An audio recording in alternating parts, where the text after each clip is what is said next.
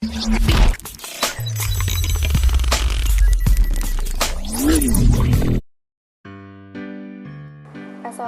warahmatullahi wabarakatuh. Hello, my name is Aisma Nurhuda.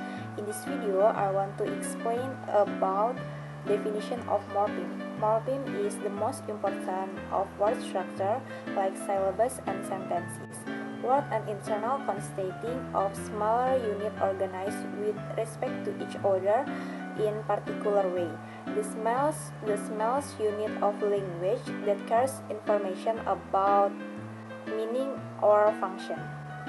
The word boulder, for example, consists of two morphemes, both with the meaning of construct, and er, which indicates that entire word function as a noun with the meaning one who builds.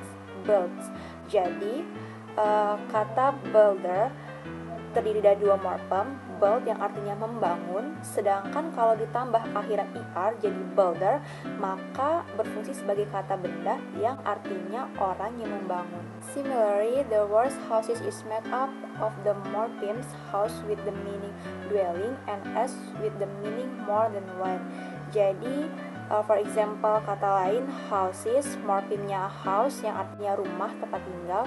Sedangkan kalau ditambah akhiran er jadi builder, maka berfungsi sebagai kata benda yang artinya orang yang membangun. Similarly, the word houses is made up of the morphemes house with the meaning dwelling and as with the meaning more than one. Jadi, for example, kata lain houses, morphemnya house yang artinya rumah, tempat tinggal. Sedangkan kalau ditambah s, houses, maka diartikan lebih dari satu. Berarti rumahnya lebih dari satu. Some word consists of a single morpheme. For example, the word train cannot be divided into smaller parts, say tr and ain or t and rain, that carry information about its meaning or function. Such words are said to be simple and are distinguished from complex words which contain two or more morphemes. Jadi beberapa kata terdiri dari morfem jamak.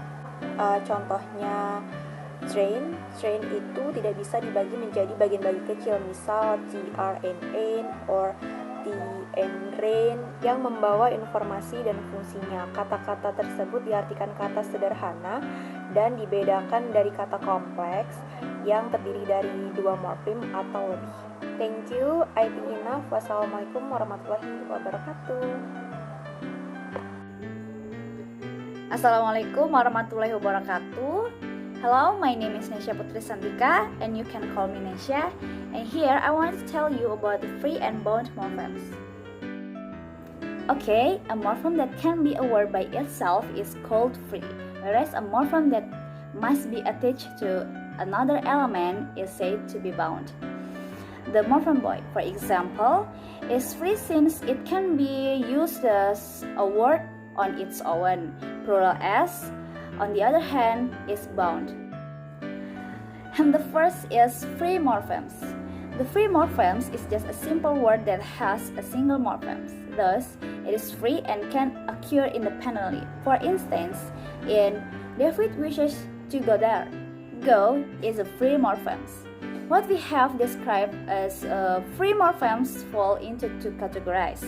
The first category is that set of ordinary nouns, adjective and verb which we think of as the word which carry the content of messages we convey.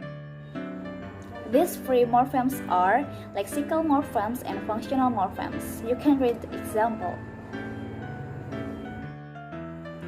And then the second is bound morpheme. By contrast to a free morphemes, a bound morphemes is used with a free morphemes to construct a complete word, as it cannot stand independently. For example, in the farmer wants to kill duckling, the bound morphemes er, s, and ling cannot stand on their own. They need free morphemes of farm, want, and duck to give meaning. Bound morphemes are of two types, which include inflectional morphemes and derivational morphemes. In English, derivational morphemes are either prefixes and suffixes, but the inflectional morphemes are all suffixes. There are only 8 of them in English. Bound morphemes appear only as part of words, always in conjunction with the roots and sometimes with other bound morphemes. For example, an appears only accompanied by other morphemes to form a word. Most bound morphemes in English are affixes, particularly prefixes and suffixes. Examples of suffixes are shen, asian, able, ing, etc. Bound morphemes that are not affixes are called Cranberry morphemes. And then many people still confused about morpheme with syllables. A few examples will show that number of morpheme and syllables in a word are independent of each other. Rip is one morpheme which happens to consist of a single syllable. However, isn't syllable found is a morpheme. Rippens is a two-syllable word composed of their morphemes, while syllable is a three syllables word composed of only one morpheme. Okay, thank you for your attention. I think enough. Assalamualaikum warahmatullahi wabarakatuh. Assalamualaikum warahmatullahi wabarakatuh.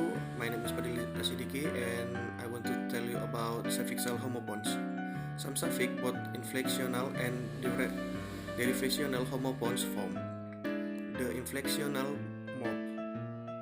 Derivation suffix er, which is attached to verb to form noun, is an hunter or fisher. Derivational suffix, which appear at the end of word and conveys the meaning of repetition, as in partner, chatter.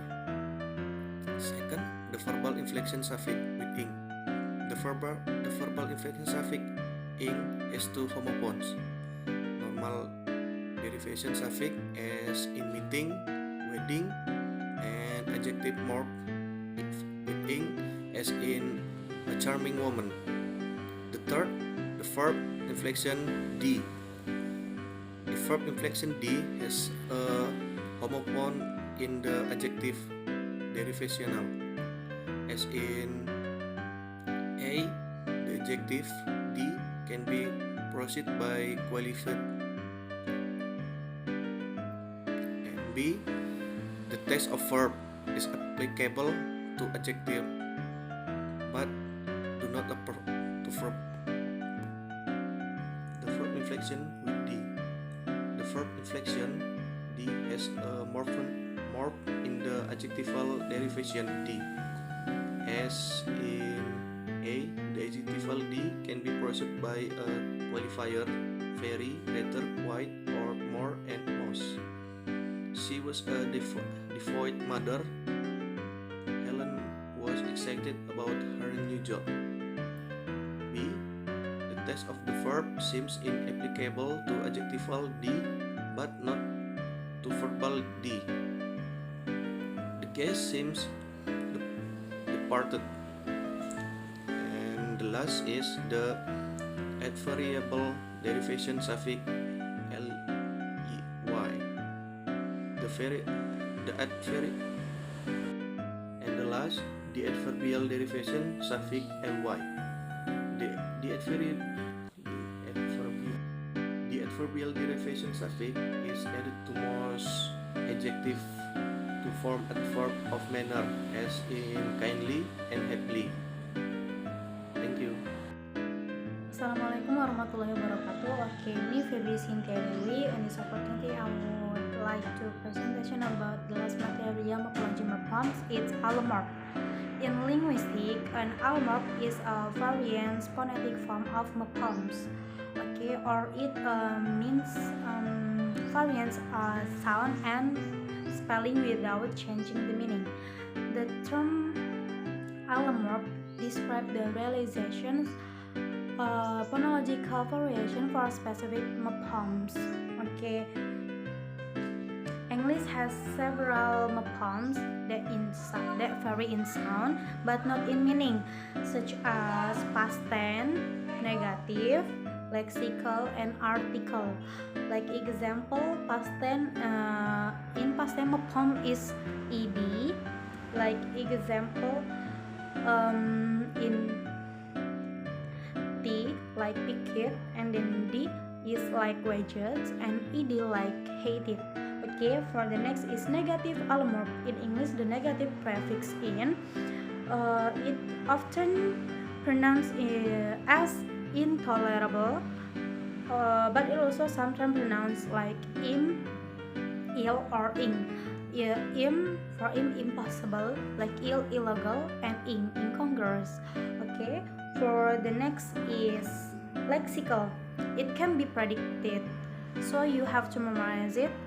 For the different allomorph is cat, cats, there S, dogs, and that's pronounced iz, dogs, and then box is boxes, like ez. Okay, for the same allomorph, one allomorph is disagree, disbelief, discount, like this. Okay, for the next is same for two allomorph. There are D and T, voice, that D, voice, and then kick it. Okay, for the last is allomorph that made of article a and an. Like example, a dog, that consonant sound, and then an 11, like vowel sounds. Okay, both have the same meaning. It is singular. The difference of vowel sound and consonant sound is vowel sound is open your mouth, if the consonant sound is fairly close your mouth. Okay, I think enough material today. I hope you understand. Wassalamualaikum warahmatullahi wabarakatuh.